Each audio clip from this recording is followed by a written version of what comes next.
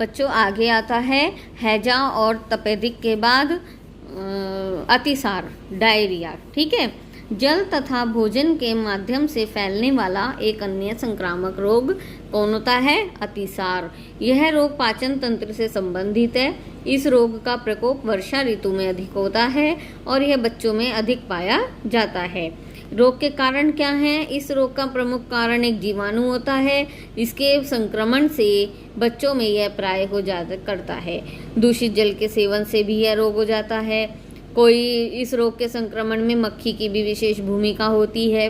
निरंतर अपच रहने से भी, अपच मीन्स जो हम खा रहे हैं वह पच नहीं रहा है, निरंतर ऐसा रहने से भी अतिसार रोग हो जाता है। समय समय या किसी भी समय आप जो भोजन ग्रहण करते हैं, कोई समय नहीं है भोजन का, अर्थात भोजन में अनियमितता होने से भी यह रोग हो जाता है। इसके लक्षण क्या हैं बच्चों? रोग के शिकार हुए व्यक्ति को निरंतर दस्त होते हैं। एक दिन में इनकी संख्या 25 से 30 तक हो सकती है।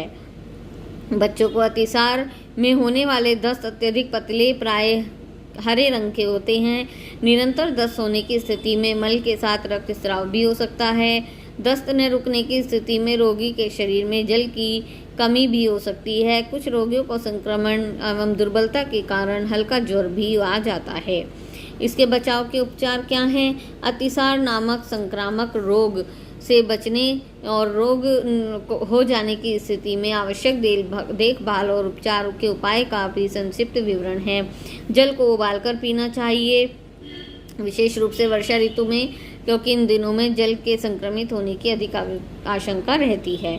बच्चों को गाय या भैंस का दूध सदैव उबालकर देना चाहिए, कच्चा दूध कभी नहीं देना चाहिए। बच्चों को दूध पिलाने वाले बर्तन की भी सफाई का विशेष ध्यान होना चाहिए। दूध पिलाने वाली बोतल को नियमित रूप से गर्म पानी से धोना चाहिए।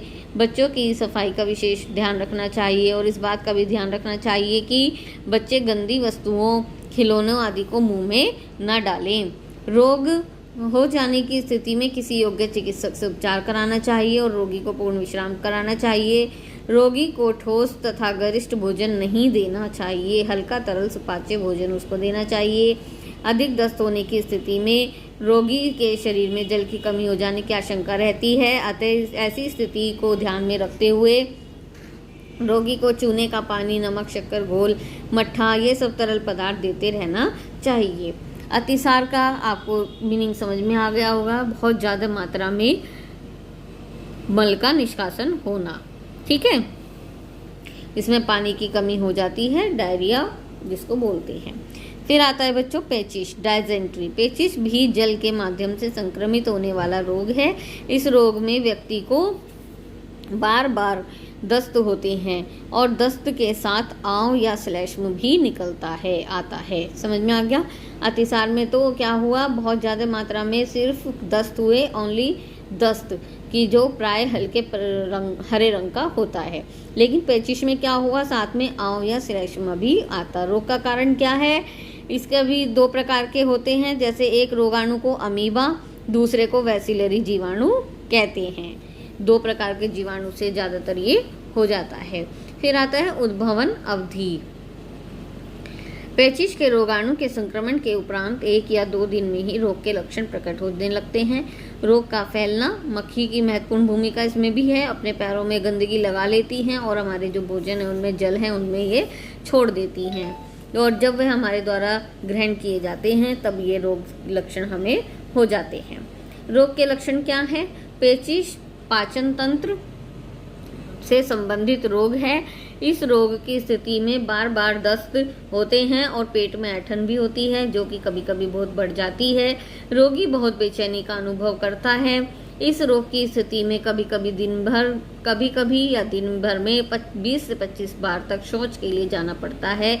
शौच के साथ आंव, ठीक है, तथा कभी कभी रक्त का स्राव भी होने लगता है। इन सब कारणों से रोगी को बहुत अधिक कमजोरी महसूस होने लगती है और रोगी को 103 डिग्री फ़ारेनहाइट से 104 डिग्री फ़ारेनहाइट तक ज्वर भी आ जाया करता है। अब इससे बचाव के उपाय में हम क्या करेंगे? जल को उबालकर पीना चाहिए, भोजन की स्वच्छता का विशेष ध्यान रखना चाहिए। फिर मक्खियों की रोकथाम के सभी संभव उपाय किए जाने चाहिए। खाद्य सामग्री को मक्खियों से बचाकर रखना चाहिए। रोग के संक्रमण की आशंका होने पर गांव के तालाबों को में लाल दवा डालने की व्यवस्था की जानी चाहिए। रोगी को अन्य व्यक्तियों से अलग रखना चाहिए और उसके मल को खुले में नहीं छोड़ना चाहिए। रोग के लक्षण प्रकट होते ही किसी योग्य चिकित्सक द्वारा उपचार करवाया जाना चाहिए। और यदि रोगी को दस्त के साथ ज्वर भी हो तो उस स्थिति में शीघ्र उपचार आवश्यक होता है। रोगी को समुचित औषधि लेने के साथ साथ ही पूर्ण विश्राम भी कराना चाहिए। पैचिश की स्थिति में रोगी को हल्का सुपाच्य आहार दिया जाना चाहिए। रोग की अवधि में फटे दूध का पानी, मट्ठा, जौ का पानी और फलों का रस भी दिया जाना चाहिए। ठीक है, इस तरह से क्या है कि सामान्य रूप से अतिसार का मुख्य कारण अपच होता है। इससे भिन्न पेचिश की उत्पत्ति का मुख्य कारण कुछ जीवाणु का संक्रमण होता है। यही कारण है कि पेचिश में प्राय ज्वर भी होता है।